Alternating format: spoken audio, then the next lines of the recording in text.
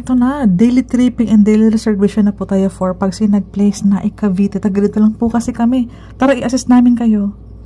Hello po, new house model sa mga magre-reserve for Pagsinag Place na Cavite, yung south.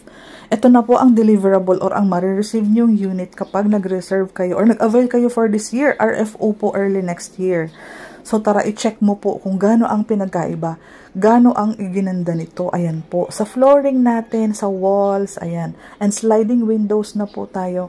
Mas pinaganda po, pero same pa din po ang presyo. 18,000 ang sahod mo, kakilala mo, kapatid, kamag-anak. Ito po, dito na po kayo mag-avail dahil wala pa din pong down payment, walang reservation, walang equity. Mas pinaganda at mas pinabilis po ang pag-turnover. Pagsinag Place South na Cavite, maganda ang location. Nasa Friendship Road lang. Hindi po ito napakalooban. Ito po yung service area. Madalas po kino-close, ginagawang sink, ginagawang kitchen area itong side na to. Malaki pa po itong space na to. So yung kitchen area, lutuan, hugasan, dito po ginagawa. Then dining area na tong space. Tinatanggal po yung sink sa loob na temporary or pwedeng as is. Depende sa inyo. Para po lumawak yung living area natin, ganun po ang ginagawa nila. So, i-check natin. Daily tripping, daily reservation. Dito po kami nakatira. Ang advantage po, syempre po, legit kaming mga agent, Dream House Realty Division Manager po ako. Dito po ako nakatira. Andito po yung office. 7 a.m. to 7 p.m. po, open po ang aming office to assist you. Kasi ngayon po, napakadaming inventory. Madami po kang reservation and tripping.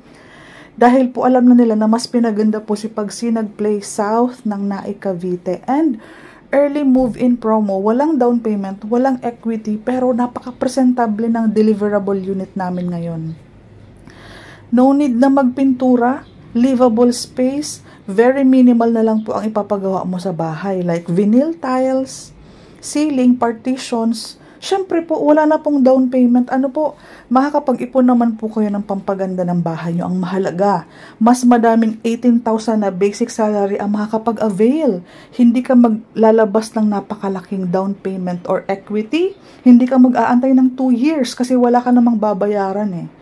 Wala kang babayarang down payment or equity. Ginagawa yung bahay habang pinaprocess yung loan mo. So, ano pang inaantay mo? Magkakapatid kayo, magkakaibigan, magkakatrabaho. 18,000 basic salary kasama ang food. Isend mo sa akin ang payslip, ika-qualify ko. Ang ganda, di ba po?